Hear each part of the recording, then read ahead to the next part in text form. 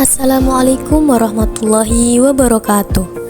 Perkenalkan, saya Elha Koriaina dari Prodi PGMI kelas C semester 5 NIM 222061005. Nah, di sini saya akan memperkenalkan bisnis plan saya, yaitu Krepes Leker. Di sini saya menggunakan slogan untuk menarik pembeli, yaitu Leker istimewa, lezatnya tiada dua. Untuk yang selanjutnya yaitu latar belakang produk. Jadi Krepes Leker itu adalah camilan tradisional khas Indonesia yang berasal dari Surakarta, berasal dari Solo. Nama leker ini diambil dari bahasa Belanda, yaitu lekker, yang berarti lezat. Nah, jadi awalnya itu Krepes Leker merupakan jajanan jalanan dengan bahan dasar sederhana seperti tepung, gula, dan juga telur. Nah, rasa yang manis ini dan tekstur yang sangat renyah menjadikan makanan favorit di kalangan masyarakat. Kini Krepes Leker telah berevolusi dengan berbagai varian rasa dan topping modern, sehingga menjadikannya lebih relevan dengan selera zaman sekarang. Meski begitu, tetap ada nilai nostalgia di setiap gigitan Krepes Leker ini. Untuk selanjutnya ada bahan-bahan. Nah, di sini saya membuat Krepes Leker ini sebanyak 50 biji. Jadi bahan-bahannya tidak terlalu banyak.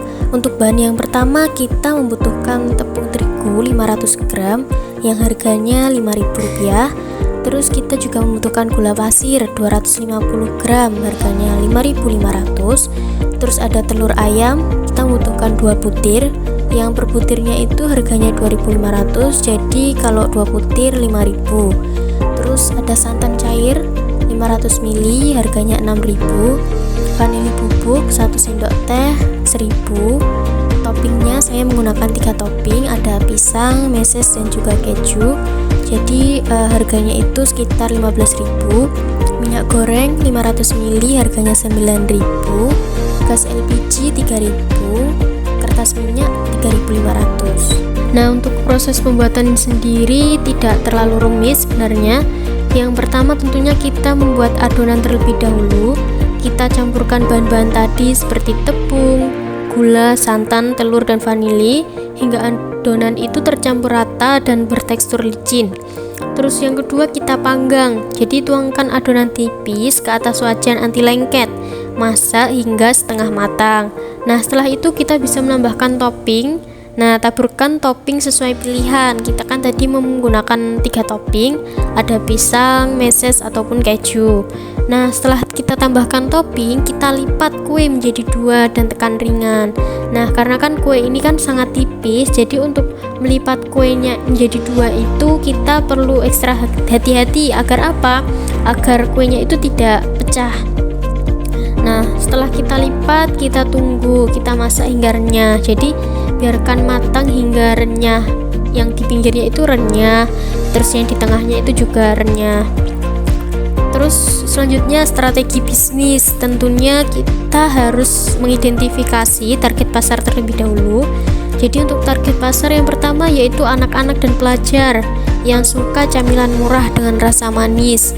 Terus yang kedua ada keluarga yang mencari makanan ringan untuk bersantai ataupun acara-acara bersama. Terus ada juga mahasiswa dan pekerja yang membutuhkan camilan praktis. Nah, selanjutnya ada saluran distribusi. Jadi kita menjual langsung di lokasi strategis seperti sekolah-sekolah, kampus, dan juga pasar. Terus kita juga bisa menyediakan layanan antar melalui aplikasi online seperti sosmed-sosmed.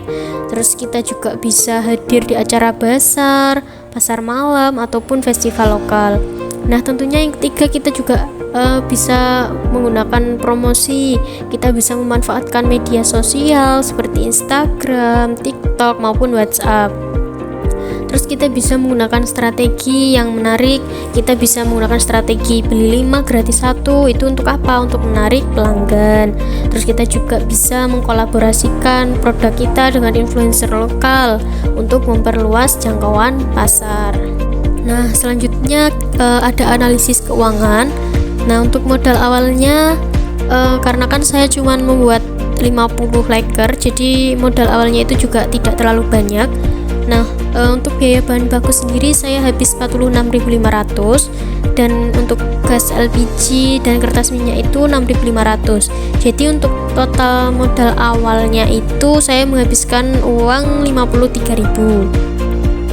Terus selanjutnya ada harga jual dan pendapatan. Nah, untuk harga per lekernya itu saya jualnya itu seharga 1.500. Nah, total pendapatannya itu jadi 1.500 dikali 50, karena kan saya buatnya tadi 50. Jadi untuk total pendapatan itu 75.000. Nah, selanjutnya ada keuntungan bersih. Jadi untuk keuntungan bersih ini pendapatan kita kurangin modal. Pendapatannya tadi kan 75.000, kita kurangi modalnya tadi 53.000. Jadi untuk keuntungan bersihnya saya mendapat uang 22.000. Terus selanjutnya ada strategi pemasaran. Itu tadi tentunya kita juga membutuhkan media sosial. Kita bisa membuat akun-akun khusus untuk promosi produknya. Kita bisa mengupload konten-konten menarik seperti video pembuatan leker, ulasan pelanggan, ataupun giveaway. Terus kita juga bisa mengikuti acara-acara lokal seperti bazar sekolah, pasar malam, dan festival komunitas. Terus tentunya kita juga menggunakan branding yang kuat. Kita menggunakan desain logo yang menarik dan slogan yang unik seperti tadi, leker istimewa, lezatnya tiada dua. Terus yang terakhir kita tentukan dan kita pastikan kualitas dan harganya itu terjangkau sehingga bisa dinikmati untuk semua kalangan.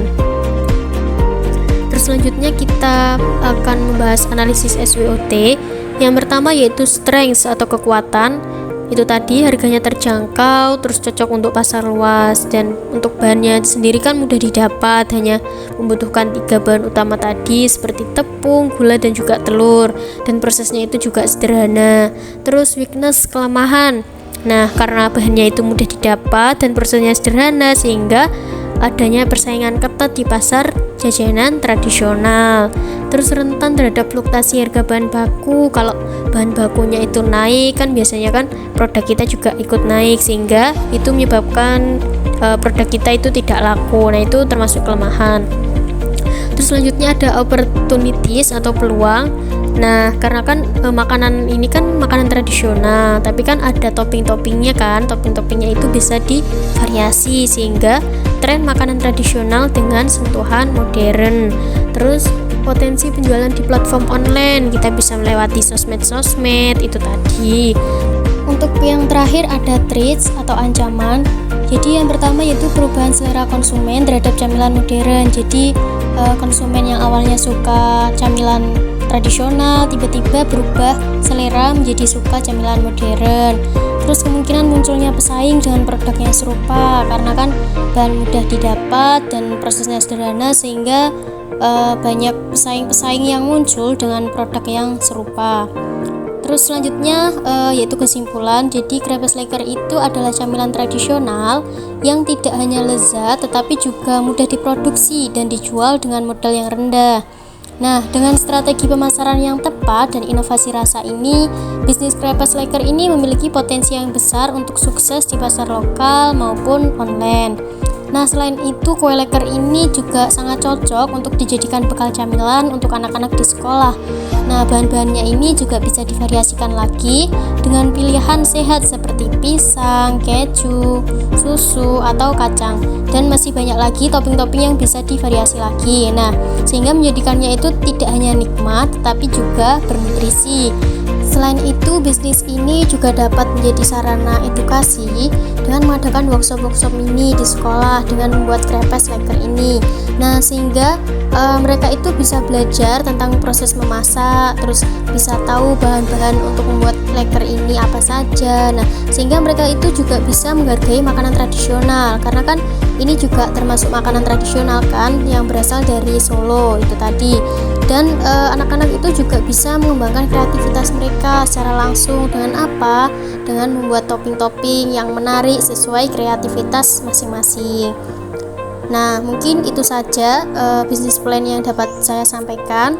Wassalamualaikum warahmatullahi wabarakatuh.